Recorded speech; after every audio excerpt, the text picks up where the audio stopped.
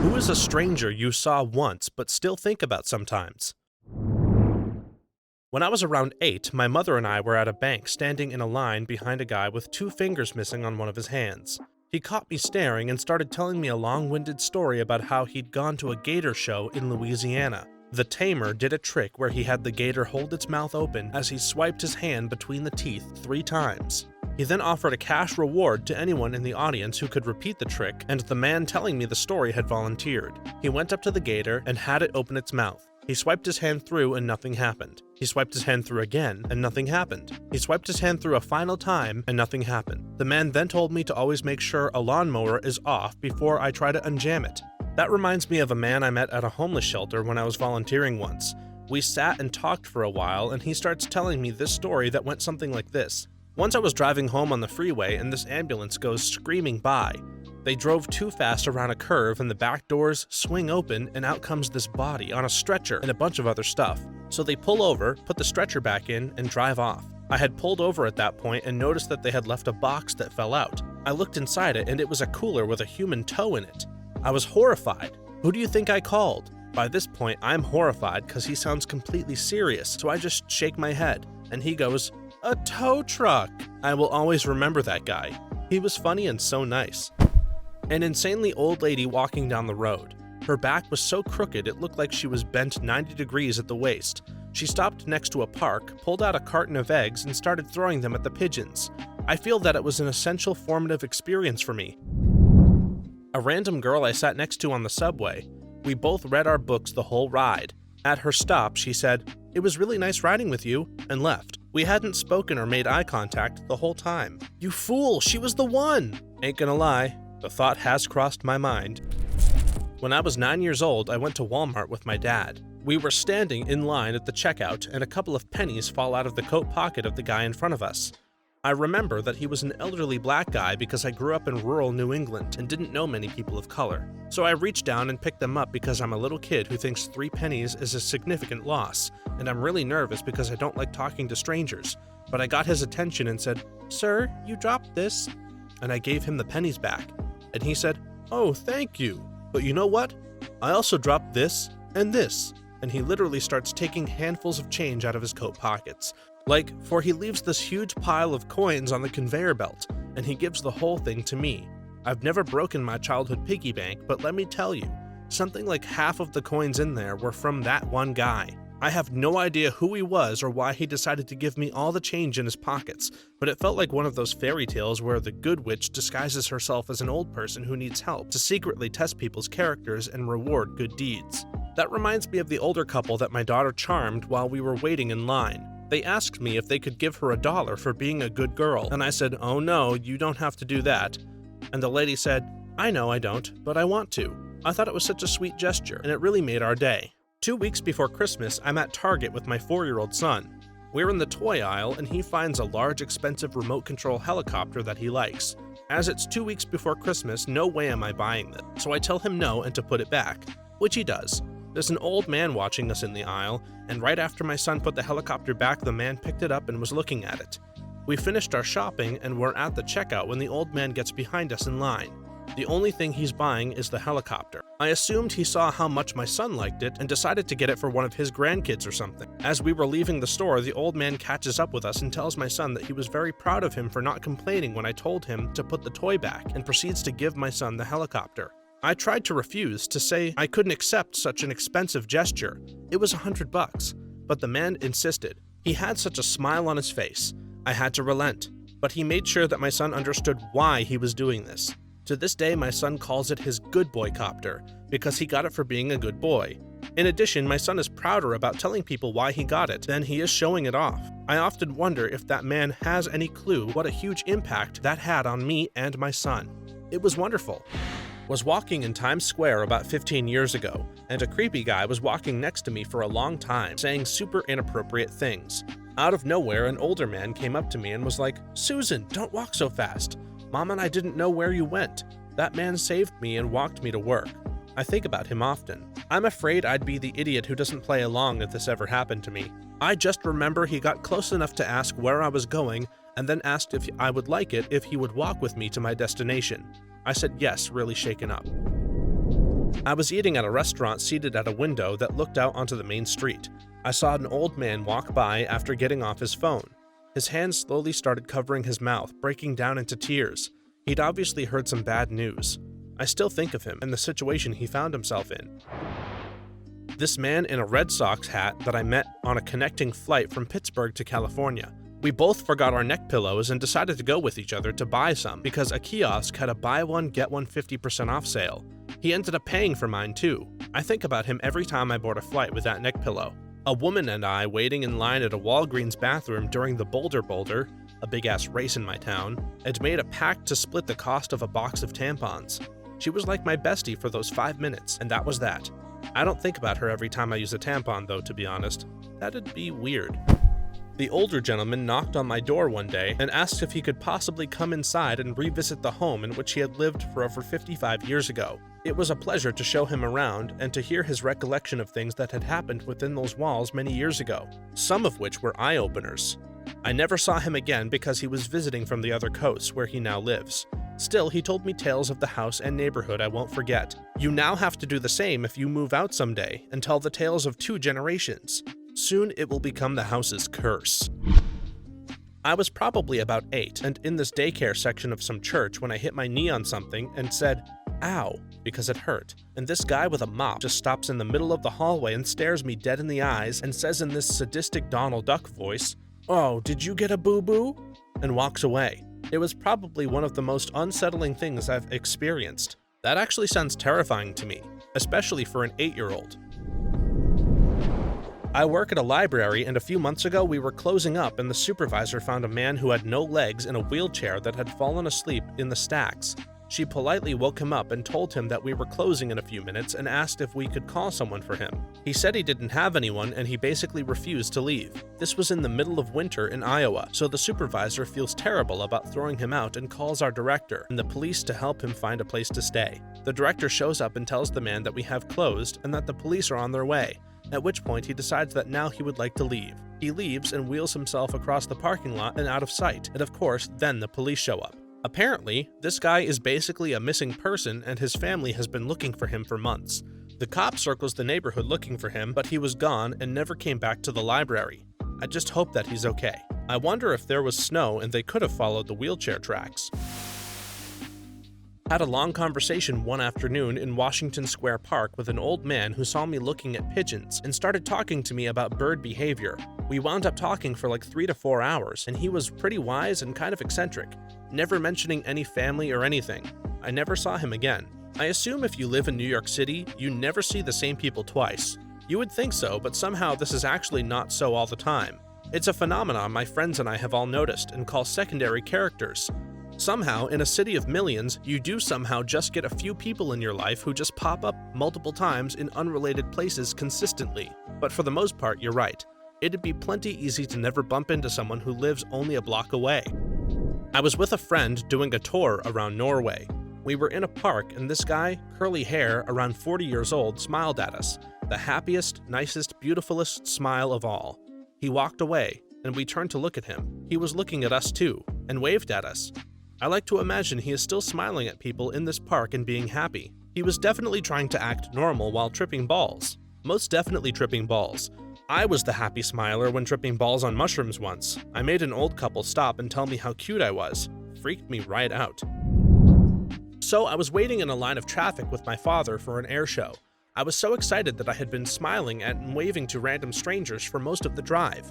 In the middle of a halted intersection, I saw a bearded man walking down the side of the road. I smiled and waved at him. He smiled and waved back. I'll never forget that delightful man. I had kind of the same happen to me. I'll never forget his smile. I once saw an older woman eating an entire bowl of guacamole as her entree at a Mexican restaurant. It was, to be honest, very jealousy-inducing. It was probably me. I was sitting at a bus stop crying my eyes out because my fiancé asked for the ring back, and this girl from the local high school sat down next to me to see if I was okay. She was really nice, and she gave me a big hug, and she just sat with me for ages with her arms around me while I cried on her shoulder and basically blubbered my problems at her. When I'd calmed down, she told me everything was going to be okay, and that it didn't matter if I was single or got back together with my fiancé, because she had faith that I was strong enough to handle anything life threw at me. And she was right. Every time my life feels hard, I remember her and things don't feel so bad. I was in a small town best known for a dinosaur museum, eating at a restaurant with a friend. This lady, who looked to be in her 80s, came over and asked if it was our first time here. My friend shook his head no. I said yes, and then she stared at me and reached into the pocket of her jacket. She slapped a postcard on the table, welcomed me to the town, and left. I think I still have that postcard in a drawer somewhere. Drumheller, Alberta, Canada? Was just about to ask the same. I attended a Tool concert while I was in the midst of going through a divorce. I was in a line to buy a drink and a beautiful girl in a parallel drink line kept staring at me. When I caught her gaze, she smiled at me. This happened a couple of times. I was too awkward to go over and talk to her, but it made me feel good about myself at a time when I needed it. There were these two guys in front of me in line for the top thrill dragster at Cedar Point, and I was pretty much freaking out because I was so scared. They launched the coaster one time, and it didn't clear the hill and came back down. A normal thing that sometimes happens, but that scared me. We had already been in line for like 2 hours, so I couldn't back out now. The two guys in front of me started cracking jokes and just talking to me about random stuff to get my mind off of how scared I was. Then they sat behind me and my friend on the ride and screamed like little girls. They were so awesome. I hope they're still out there cheering people up. Yeah, but seriously though, screw that ride. I'm never going on it. Not ever. That ride is probably the most intense and fun ride I've ever ridden. If you like roller coasters, you have to give it a try, especially if you are willing to wait for a front row seat. It was October 1994. I was following the Grateful Dead and tagged along with a bus of hippies at Madison Square Garden who were heading back home to St. Johnsbury, Vermont. When I got there, I stayed for a few days and discovered I was somewhat stranded and without cash. I did have a sheet of bunk acid and had to sell it for $60 to get a bus ticket. I still feel bad about that. Anyway, I went to the Greyhound station and said to the guy behind the counter, "Get me as close to Florida as you can." He said that much would get me to North Carolina, where I was going to hitchhike back to my southern Florida home. I told him this and he made a few keystrokes and said, "This will get you to Jacksonville now," which is obviously about 400 miles closer. I was pretty happy about it and thanked the guy profusely, and when I reached to shake his hand, he grabbed my hand with both hands and kind of gently pulled me in and gave me this warm look and said, "Always remember that this was a Muslim that did this for you." At the time, of course, being a Muslim was not really a big deal, and I didn't really think much of it and kind of carried on my way. Fast forward to 9/11. As soon as it was announced that the hijackers were Muslim extremists, I remembered that man vividly. And for the past 16 years, I have been reminded of him extremely often. That one kind act and that one sentence have always reminded me that these are just people and are capable of kindness and destruction in the same capacity as everyone else. I have quite a few tales from that time in my life concerning people I only met once and still remember to this day. But that is one that always comes to mind first. That's not the kind of story I expected, but one I'm glad I've heard. I wonder, how was the life of this guy? He must have felt already discriminated against to say that.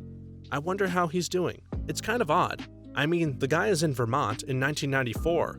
There was no attention paid to Muslims more than any other group at the time. As I said, it wasn't a big deal, and he's not living in a racist hotbed or anything in Vermont. Why he said that has always puzzled me. I wonder about it a lot.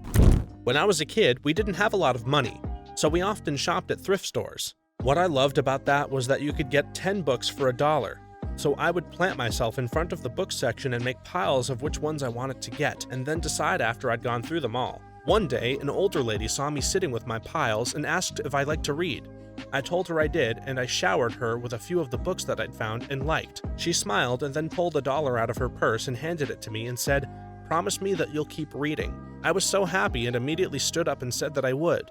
She smiled and walked away, and I went back to my piles, able to pick out an extra 10 books to take home. It was just a small act of kindness for her, but for me, having a random stranger encourage my love of reading and making me promise to never stop definitely had a lot to do with my continued love of reading. This was probably about 20 years or so ago, but I still think of her whenever I buy a new book.